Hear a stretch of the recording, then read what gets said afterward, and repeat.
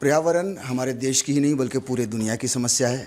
अब उसके लिए तनीषा ने एक कदम उठाया है, ज़ाहिर है बहुत ही नेक कदम है। हम उसी सिलसिले में आज बात करेंगे तनीषा से। तनीषा, स्वागत है और बहुत ही नेक काम करने जा रही हैं वाकई में। आप, ये आइडिया कैसे आया?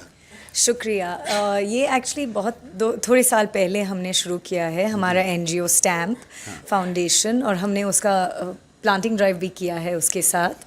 एंड ये आइडिया हमें आया क्योंकि हमने देखा कि हमारे घर के पास बहुत सारे पेड़ बर्बाद हो रहे थे क्योंकि बिल्डिंग आ रही थी।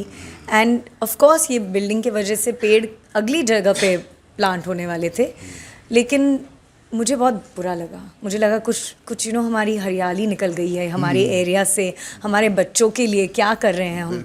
सो इस वजह से मुझे ये आइडिया आया कि और देखें, अगर तो पूरी दुनिया में एक मुहिम सी चली हुई है, लोग पर्यावरण के लिए काफ़ी जागरूक हो रहे हैं, एनवायरनमेंट के लिए। अपने देश में भी काम हो रहा है, लेकिन उतना नहीं हो रहा। उतना अब भी हमारे देश में कम से कम उतनी जागरूकता नहीं है, ज़्यादा स्थिति ख़राब है। जी, एक्चुअली कोविड के पहले काफ़ी स्थिति अच्छी थी क्योंकि सारी गवर्नमेंट भी बहुत सारे पेड़ लगा रहे थे सब जगह एंड वातावरण के बारे में सोच रहे थे। लेकिन ये कोविड की वजह से ना 2 साल जो हम रुक गए हैं, तो उसमें ये प्रकृति भी कम हो गई है। सो आई जस्ट फील लाइक अभी ये फिर से शुरू होना चाहिए क्योंकि अभी ज़्यादा ज़रूरी है। और हमें और समझ में आ रहा है कि कोविड में समझ में आ रहा है कि कितना ज़रूरी है एक इंसान को नेचर के साथ रहने के लिए। क्योंकि वहाँ हमारी सारी जैसे दवाइयाँ वहाँ से ही आती है। बिल्कुल बिल्कुल। तो ये आपकी जो संस्था है स्टैम्प, उद्देश्य तो समझ में आ गया।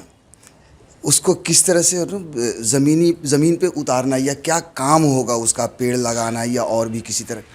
जी, हमारे काफ़ी प्रोग्राम्स हैं। हमारा एक रीफॉरेस्टेशन प्रोजेक्ट चालू है अभी, जो हम रीफॉरेस्टेशन बहुत ही ज़रूरी है क्योंकि बहुत सारी जगह पे जैसे वाटर बेसिन्स जो हैं, जो एक्चुअली वाटर बेसिन्स रिवर्स को फीड करते हैं, तो वो वाटर बेसिन्स में काफ़ी जगह पे पेड़ निकाल दिए हैं उनके, वहाँ प्रोग्रेस आ गई है, तो बिल्डिंग्स बन गए हैं और वो वाटर बेसिन्स खाली हो गए हैं।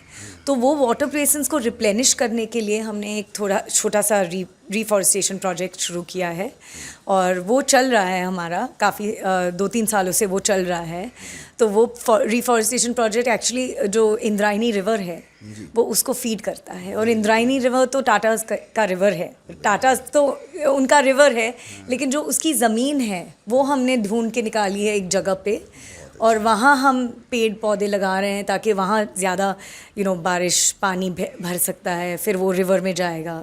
तो ये पूरा एक प्लान है हमारा। फिल्मी करियर, थोड़ा सा तो बात करना ज़रूरी ही होता है जब आपसे मिले हैं। तो क्या चल रहा है अभी आपकी लाइफ में, फिल्मों को लेकर या छोटे पर्दे को लेकर?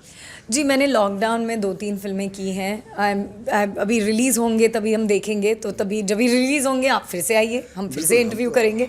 लेकिन अभी फ़िलहाल मैं एनजीओ पे काम कर रही हूँ, थोड़ा उस पर फोकस कर रही हूँ, और बाकी सब चीज़ों पे मैं अभी बता नहीं सकती, मगर कुछ तो है कुछ तो है। हाँ, लेकिन मैं देख रहा था कहीं ना कहीं, देखिए 2003 में आई थी काफ़ी उम्मीदों के साथ, लेकिन वो जो करियर ग्राफ कहीं एक इससे लगता है कि आपको, जो आपकी बहन है काजोल, तो कंपैरिजन शुरू हुआ जिस वजह से काजोल थोड़ा सा तनीषा थोड़ा पीछे रह गई।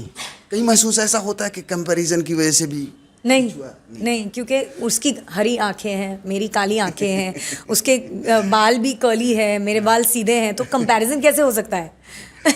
अगर मैं उसके जैसे लगती थी तो मैं सोचती, मगर मैं बिल्कुल उसकी तरह लगती नहीं हूँ, तो फिर कंपैरिजन कैसे हो सकता है?